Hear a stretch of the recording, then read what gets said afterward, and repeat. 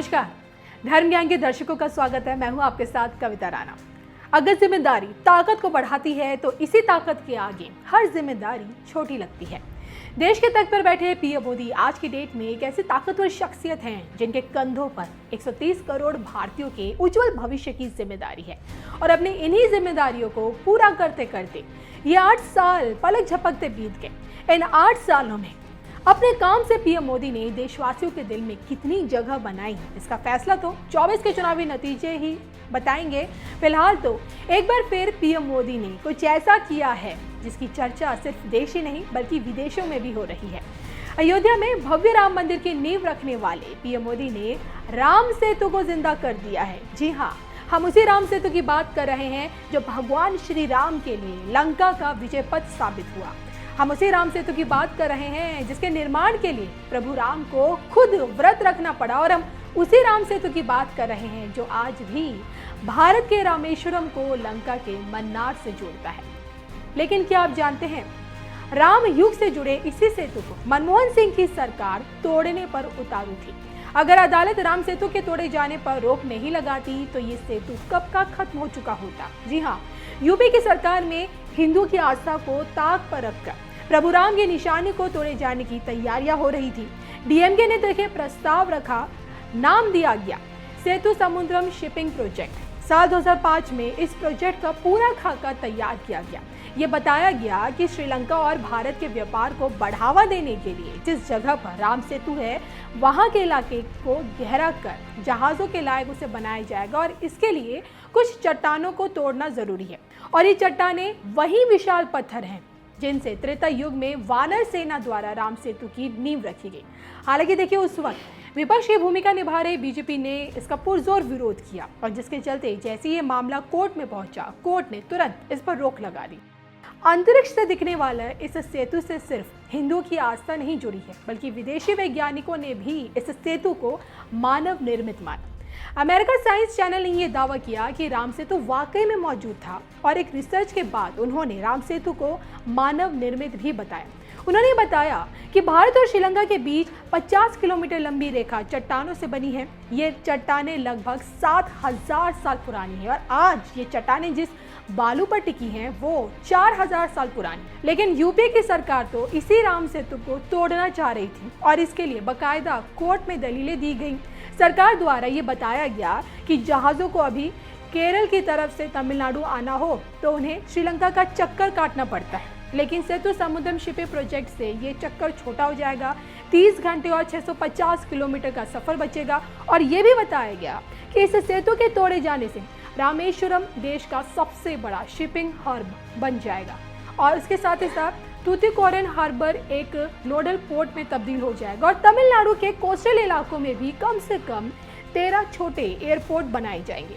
लेकिन हिंदू संगठनों से लेकर देखिए बीजेपी का विरोध और ऊपर से पर्यावरण वाले लोगों की ये दलील दी गई कि भाई सेतु के टूटने और रास्ते के बन जाने से पौधों और जानवरों की लगभग 36,000 प्रजातियां जो उस वक्त फल फूल रही हैं और आज भी फल फूल रही हैं वो खतरे में आ जाएगी। और इन सब के विरोध की वजह से ही कोर्ट को इस प्रोजेक्ट पर रोक लगानी पड़ी। लेकिन अब पीएम मोदी ने इस प्रोजेक्ट को ही खत्म कर दिया है, यानी कि राम सेतु को जिंदा कर दिया है। सरकार ने सेतु समुद्रम शिपिंग प्रोजेक्ट को ही भंग करने का फैसला ले लिया है और जिसके बाद से राम भक्तों के बीच खुशी का माहौल है। अब राम सेतु को कोई खतरा नहीं है। 1400 किलोमीटर लंबा राम सेतु जिसके लिए कहा जाता है कि महज 5 दिन में ही ये बनकर तैयार हो गया था, लेकिन अंत में प्रभु राम को इसे खंड खंड करना पड़ा। राम सेतु से जुड़ी मान्यता ये कहती है कि समुद्र पार कर लंका पहुंचना प्रभु राम की सेना के लिए समस्या थी और इसमें सहयोगी बना विश्वकर्मा के वानर पुत्र नल नील को मिला श्राप। जी हाँ, ये दोनों नटखट स्वभाव के चलते अक्सर ऋषियों की मूर्तियां पानी में फेंक दिया करते थे और इसके फलस्वरूप ऋषियों ने उन्हें श्राप दिया कि वो पत्थर पानी में फेंकेगा तो वो डूबेगा नहीं।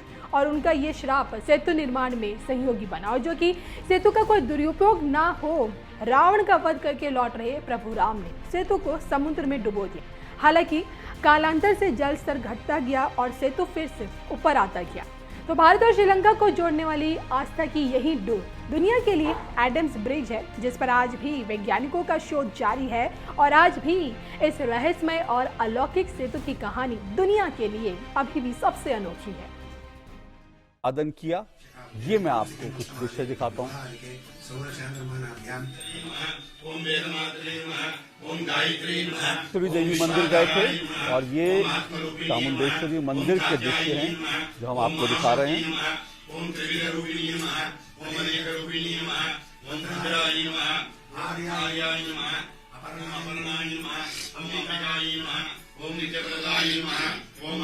कर्नाटक के दौरे पर आज प्रधानमंत्री रहे, उन्होंने कई योजनाओं का शुभारंभ किया और प्रधानमंत्री ओम दाक्षायणी नमः, ओम महादेवी नमः, ओम कैलासगणाय नमः, ओम स्थिराय नमः, ओम वीणाध्वजाय नमः, ओम हरधांगी नमः, ओम निशुम्भासुरमर्दिनी नमः, ओम त्रिलोकवन्द्याय नमः, ओम रुद्राणी नमः, ओम सर्वसम्पत्प्रदाय नमः, ओम शुम्भदैत्यहराय नमः, ओम साध्वी नमः, ओम रक्तबीजप्रपञ्चिनी नमः, ओम चतुर्भुजाय नमः, ओम अष्टभुजाय नमः, ओम सुसहस्रभुजाय नमः, ओम अयुतभुजाय नमः, ओम चण्डमण्डलाय नमः, ओम श्यामाय नमः, ओम महिषासुरमर्दिनी नमः, ओम मुक्तिप्रदाय नमः, ओम भोगकर्ये नमः, ओम भुजङ्गमणिभूषिताय नमः, ओम दैववेदाय नमः, ओम शान्ताय नमः, ओम शाश्वताय नमः, ओम शम्भुवल्लभाय नमः, ओम आयुष्करी नमः,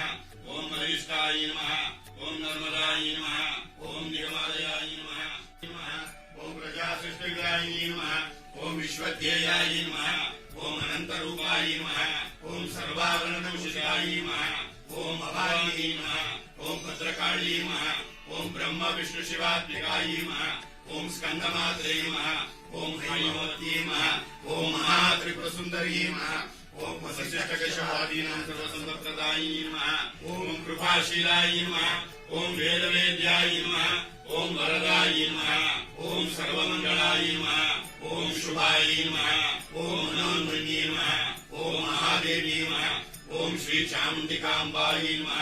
अष्टोत्तरशतदिव्यनाम पूजां समर्पयामि।